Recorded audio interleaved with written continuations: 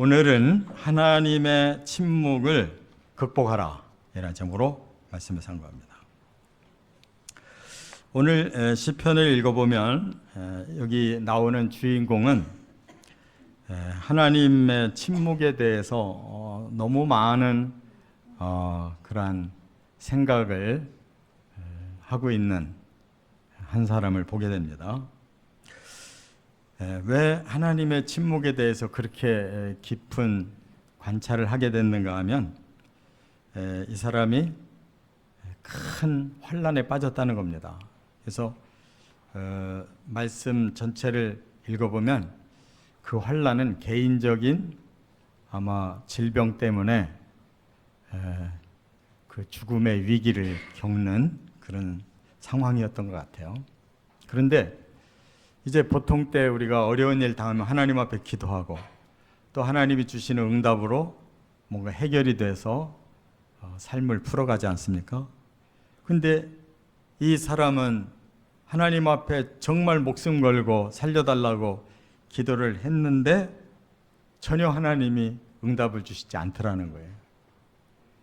그래서 실망과 좌절에 빠져가지고 이제는 마음이 너무 큰 상처가 됐다는 거예요.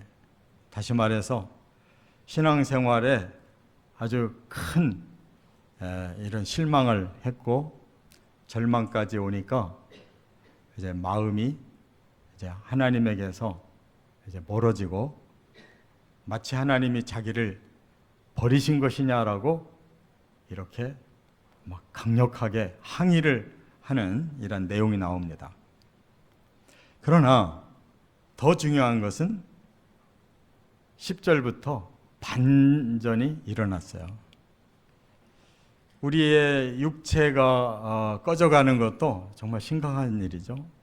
마음의 상처를 받고 하나님이 나를 버리신 거 아닌가 하는 시험이 드는 것도 큰 어려움이지만 그 속에서 다행히 반전이 일어나서 그것은 하나님 탓이 아니구나 하는 걸 깨닫고 오히려 정반대로 하나님은 너무나 위대하신 신이신데 무엇인가 하나님의 침묵에 뜻이 있을 것이다 라고 그의 영감을 가지고 들어가서 찾았다는 거예요. 그래서 결국 하나님의 침묵을 극복하고 더 아주 놀라운 영적 업그레이드가 됐다는 것을 오늘 말씀하는 시예요.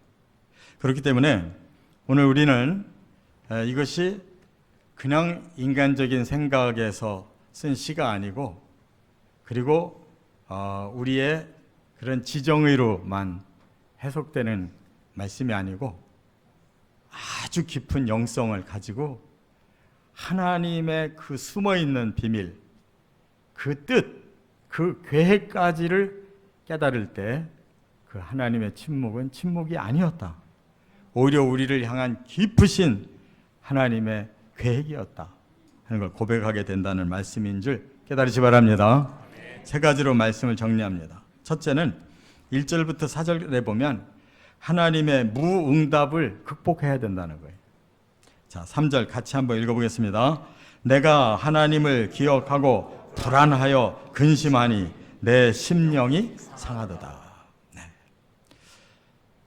이 사람은 너무나 힘든 이러한 고통을 받고 있는데 자기 힘으로 아무리 고쳐보려고 해도 불가능해서 여기 보면 환난을 당하게 됐다고 그랬어요. 환난이라는 것은 사람의 힘으로 어쩔 수 없는 너무나 큰 고통을 말해요. 그래서 그 문제를 어떻게 해결해야 될 건가? 하나님을 경외하는 사람이니까 하나님 앞에 본격적으로 기도해야 되겠다. 그래서 밤을 새우며 두 손 들고 기도했고 응답을 받을 때까지 결코 이 기도를 쉬지 않겠다고 결사적으로 기도했다는 거예요. 그 표현을 여기 본문에 뭐라고 했냐면 내 영혼이 위로받기를 거절하였다 그랬어요. 이거 언뜻 들으면 하나님의 위로도 나는 싫다 이런 부정적인 언어같이 느껴지는데 그게 아니에요. 이 사람이 정말 기도하는 따급한 이유는 자기 병이 치료가 돼서 살아나야 되겠다는 거예요. 그래서 뭐 기도하면서 위로받는 정도로 자기는 끝낼 일이 아니라는 거예요. 뭐 하나님 위로가 뭐 싫습니다라고 거절하는 뜻이 아니고, 지금 그게 중요한 게 아니라 하나님은 반드시 저에게 제 생명을 살리시고 고쳐주시는 응답, 체험 주셔야 됩니다라고 기도하고 있다는 거예요.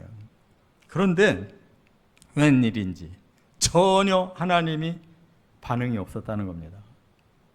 그래서 여기 우리가 읽은 대로 내가 알던 하나님은 그런 분이 아니었는데 왜 이렇게 하나님의 침묵이 계속되는가? 그때부터 이제 불안하고 근심이 가득 차고 심지어는 심령이 상했습니다 그랬어요. 이 심령이 상했다는 말은 아주 깊이 시험이 들은 거예요.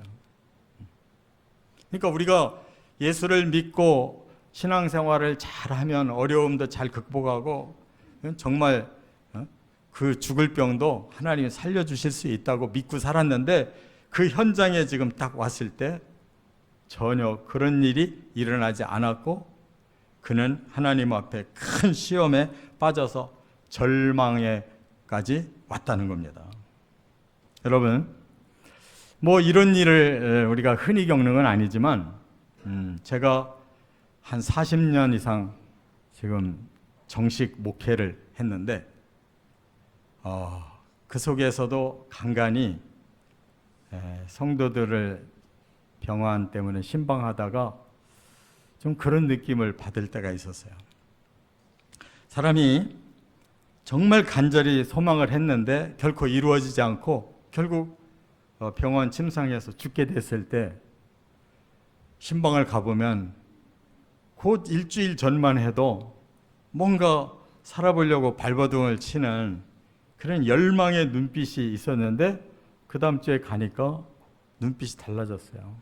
완전히 대실망을 해가지고 그 열망은 싹 사라지고 그 대신 마음에 분노가 일어나는 사람이 있어요. 그리고 하나님 앞에 막 저항하려고 하는 그런 눈빛이 있어요. 그래서 때로는 신방 안 받겠다고 그런 경우가 있어요. 제가 또 한 분을 겪어본 적이 있는데, 그분은 목회자인데 이제 젊은 목회자로 갓 안수를 받고 저 신도시에다가 그냥 개척을 해가지고 아주 불타는 마음으로 목회를 해보려고 그랬는데 어느 날 암이 생겼어요. 그리고 의사가 얼마 못 살고 돌아가실 것 같습니다라고 사형 선고를 내렸어요. 제가 한번 신방을 했는데 바로 그런 눈빛이었어요. 꿈을 크게 가지고 목회를 잘해보려고 신도시를 찾아서 개척을 했는데 죽게 됐다는 거예요. 얼마나 그 눈빛이 참 이루 말할 수 없을 정도로 그렇게 절망하고 있는지. 제가 말을 하려고 그러니까 말도 안 하려고 그래요. 뭐 기도도 안 받고 싶은 거야. 너무나 가슴이 아팠고 지금 수십 년 됐는데 그 눈빛이 지금도 기억이 그대로 나고 있어요. 그 후로 어떻게 바뀌었는지는 몰라도 제가 본 그날의 모습은 완전히 포기한 거예요. 신앙을 포기한 거라고. 그러나 우리 그리스도인들은 몸은 포기할지라도 하나님 앞에서 우리가 구원받았다는 것을 포기하면 안 돼요. 왜냐하면 반드시 우리 주님은 우리 몸을 다시 살려주시는 날이 오기 때문인 것입니다. 자, 두 번째, 또 하나 하나님의 침묵을 극복해야 될 일이 있어요. 5절부터 10절 상반절까지 보니까 마음의 의심, 이것을 반드시 극복해야 된다는 거예요. 자, 8절 한번 같이 읽어보겠습니다. 그의 인자하심은 영원히 끝났는가? 그의 약속하심도 영구히 패하였는가? 지금 어느 정도로 그의 마음에 이러한 격한 의심이 들었는가 하면 하나님이 인자하신 분이었는데 이제 내게는 그 인자하심을 주지 않으시는구나. 이제 영원히 하나님과 나는 끝난 건가 보다. 이렇게 지금 말을 하고 있는 거예요. 하나님이 나에게 구원을 약속해 주셨는데 내가 이렇게 죽는 걸 보니까 그 구원은 영고히 폐쇄되어 있는가 보다. 이게 보통 말이 아닌 거예요. 또 9절에 보니까 하나님이 베푸실 은혜를 잊어버리셨는가. 여러분, 우리가 자격이 없어도 부족해도 우리가 하나님을 매달리는 것은 하나님은 은혜로운 하나님이잖아요. 어떤 죄든지 용서하시고 어떤 상황에 있든지 우리에게 반전을 주셔서 그 은혜로 우리가 살 수가 있는 건데 그 은혜마저 하나님이 아예 버리신 거 아닌가. 나에 대해서 아주 잊어버리신 거 아닌가. 망각하신 거 아닌가. 이렇게 지금 생각하고 있는 거예요. 또 하나는 노하셔서 베푸실 은혜를 포기하셨는가. 하나님 뭔가 내가 마음이 안 들어가지고 하나님 화가 나셔서 내가 저놈을 그대로 끝장내야 되겠다. 그 마지막 긍휼마저도 하나님이 내버리신 거 아닌가. 이렇게 생각이 들었다는 거예요. 정말 하나님 잘 믿던 하나님의 백성이 이런 마음이 생겨서 막 글에다가 적을 정도면 얼마나 그 마음에 큰 의심이 생긴 것입니까? 여기서 한 단계만 더 가면 끝장나는 거예요. 그런데 너무나도 다행스럽게 반전이 일어나요. 반전이. 그래서 제가 말씀을 나누는데 10절 상반절까지 그리고 10절 하반절부터 이렇게 말씀을 제가 두 번째, 세 번째 대지를 나눴는데 다행스럽게 이런 절망과 이러한 하나님에 대한 배신감을 느낀 자의 이러한 부르짖음 속에서 10절 상반절에는 너무나 다행스러운 이런 반전이 있어요. 뭐라고 했어요? 한번 10절 상반절 보세요. 또 내가 말하기를 이는 나의 잘못이라 지존자의 오른손에 해. 이렇게 말하고 있어요. 지금까지는 무섭게 하나님 앞에 막 반항하듯이 말을 했는데 그래 놓고 10절에는 이는 나의 잘못이라. 여기 잘못이라는 이 단어가 하라라고 하는 원어를 썼거든요. 이것은 뭐냐면 나는 너무나 못 미치는 너무 약한 자구나라는 자기 자신의 깨달음을 말하는 거예요. 이렇게 막 반항을 해놓고 이제 정말 끝날까를 생각해 보니까 마음에 다른 마음이 들어오는 거예요. 아니다. 이거는 내가 너무 하나님 앞에서 너무 약해가지고 내가 하나님을 이렇게 의심하고 있는 거다 하고 마음을 좀 돌이키고 있다는 거예요. 할렐루야. 네. 우리 하나님을 믿었던 사람들은 이 마지막 붙잡을 게 있어요. 그렇게 하나님을 원망하고 쏟아 부었다가도 진짜 정신 차리고 보면 내가 문제가 있는 거지 하나님 문제가 아니다. 여기에 이르러야 희망이 있는 거예요. 그러면 이 마음의 의심도 극복될 수 있다는 거 깨달으시 바랍니다. 그렇기 때문에 시편 42편 5절에 이렇게 말씀합니다. 내 영혼아 네가 어찌하여 낙심하며 어찌하여 내 속에서 불안해하는가. 너는 하나님을 소망하라. 모든 것을 다 버려도 결국 우리는 하나님을 버릴 수는 없어요. 마지막 소망은 하나님께만 있는 것입니다. 깨달으시기를 바랍니다. 그래서 이제 그 반전이 더 구체적으로 무엇이었는가를 세 번째 이 대지에서 말씀하고 있어요. 10절 하반절부터 20절까지 보면 하나님의 계획을 깨달음으로 극복하라는 거예요. 자, 11절 같이 읽어보겠습니다. 곧 여호와의 일들을 기억하며 주께서 옛적에 행하신 기이한 일을 기억하리이다. 자, 이제 마음이 바뀌어가지고 하나님이 어떤 일을 하셨는지 다시 한번 내가 확인해 봐야 되겠다. 하나님이 옛적에 어떻게 놀라운 기적을 행하셨는지 한번 다시 내가 살펴봐야 되겠다라고 지금 새로운 마음으로 지금 돌파를 하고 있어요. 그러면 그게 어떻게 해서 그런 생각이 들었는가? 10절 하반절에 그 비밀이 있는 거예요.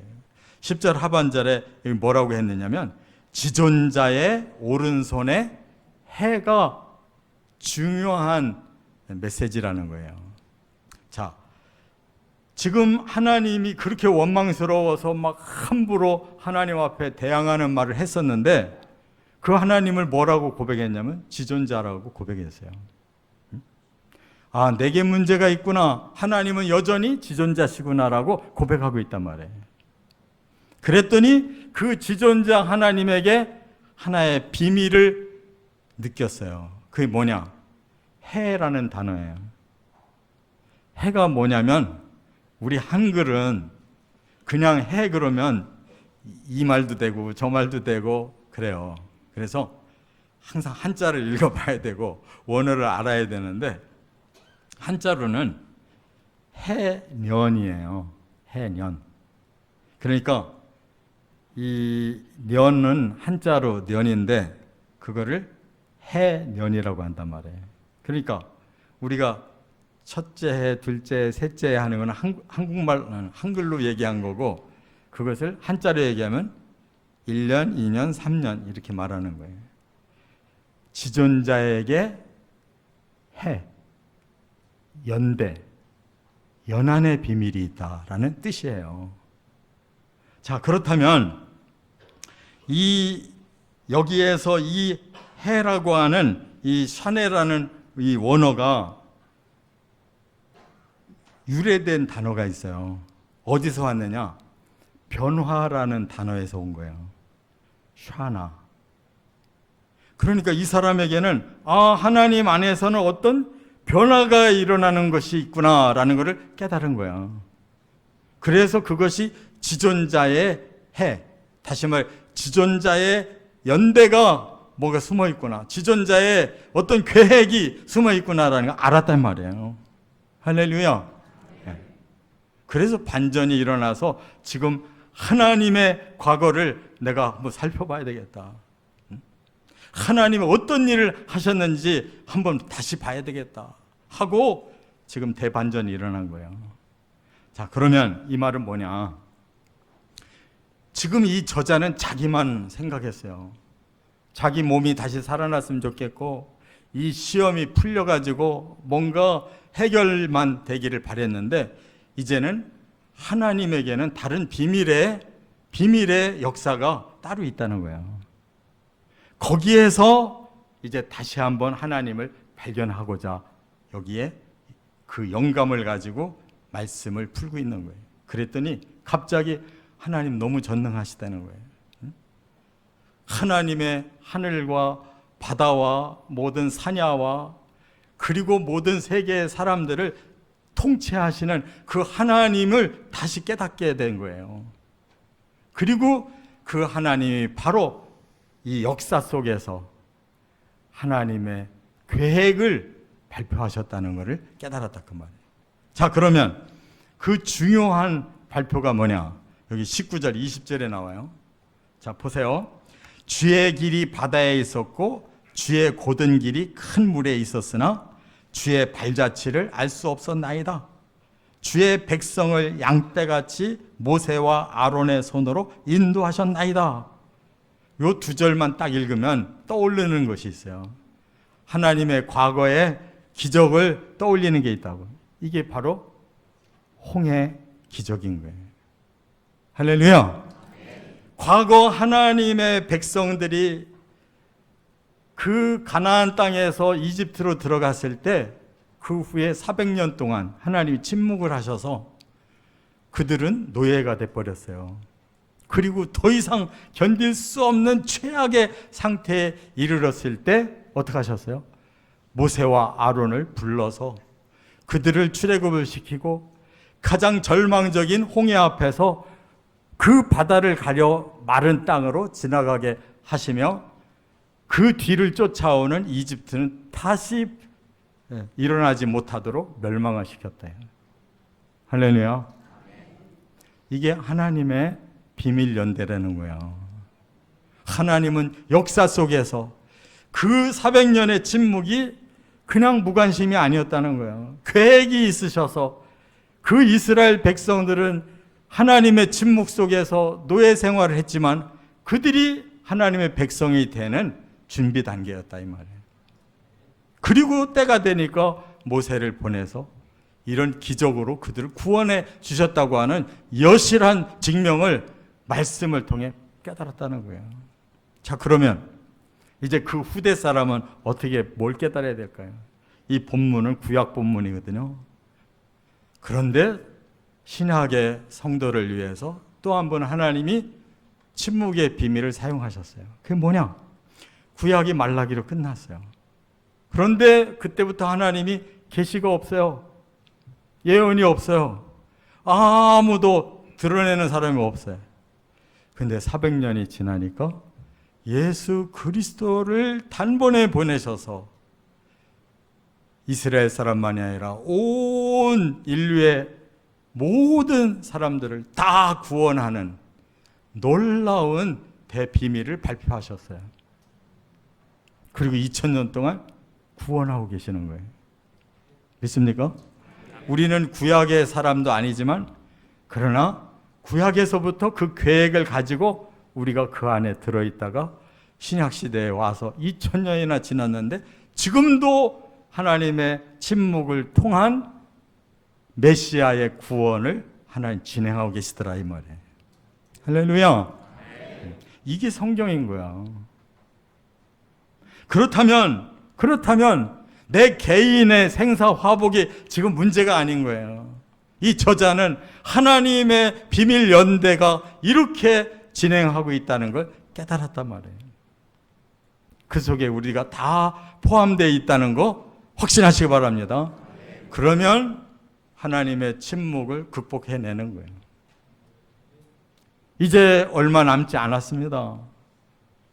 하나님께서 계속 침묵을 하고 계시는 것 같아요. 근래에